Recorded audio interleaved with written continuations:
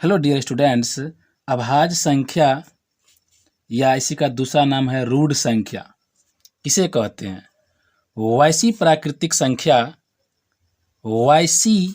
संख्या जो एक से और खुद यानी स्वयं से विभक्त हो उसे अभाज्य संख्या कहते हैं। जैसे देख लीजिए, आपका दो जो है, दो का जो विभक्त करेंगे तो दो किस किस से विभक्त होगा? तो दो को अगर विभक्त करेंगे तो एक से विभक्त होगा और ये दो खुद से विभक्त होगा। वही तो लिखा गया है, जो एक से और खुद से विभक्त हो उसे हम लोग अभाज्य संख्या कहते हैं। जैसे में कोई और एक संख्या ले लीजिए जो आपको एग्जाम्पल में दिया गया है। देखिए 13 को लीजिए। जो 13 है, 13 एक से विभक्त होगा या 13 खुद से विभक्त होगा। देख लो। जैसे आप 23 ले लीजिए, 23 ले लीजिए, ये एक से विभक्त होगा और ये खुद से विभक्त होगा।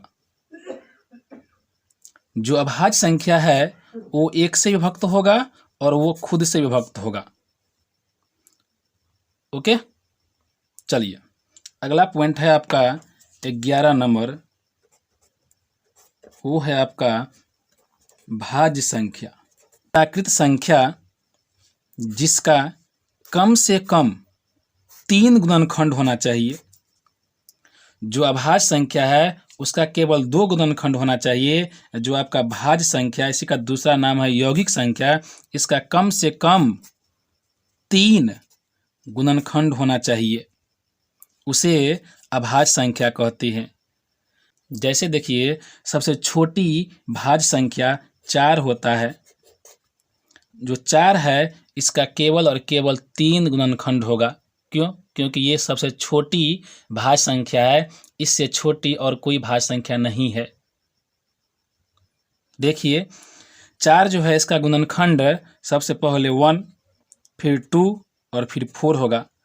जो 10 है इसका गुणनखंड होगा 1 होगा, 2 होगा, 5 होगा और 10 होगा।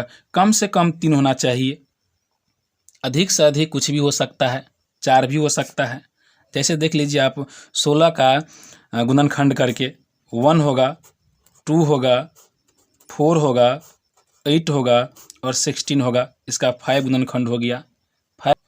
3 से अधिक गुणनखंड हो सकता है, इसमें 5 आ गया है। 16 का गुणनखंड 5 होगा, ये भी चलेगा। मगर सबसे छोटी जो अभाज्य संख्या है वो 2 है, इसका केवल 2 गुणनखंड होना चाहिए। जो सबसे छोटी भाज्य संख्या है वह 4 है, इसका कम से कम 3 गुणनखंड होना चाहिए। जो छोटी अभाज्य संख्या है उसका 2 गुणनखंड होना चाहिए। जो छोटी भाज्य संख्या है उसका। आप लोगों को अभाज्य संख्या और भाज्य संख्या से रिलेटेड कुछ नोट्स आपको याद करना है, जो कि इस प्रकार है। पहला नोट्स जो है आपका, सबसे छोटी अभाज्य संख्या 2 होता है। 2 एकमात्र वैसी सम संख्या है जो अभाज्य संख्या भी है। डियर स्टूडेंट्स, जो 2 है एक सम संख्या है, लेकिन वह अभाज्य संख्या भी है।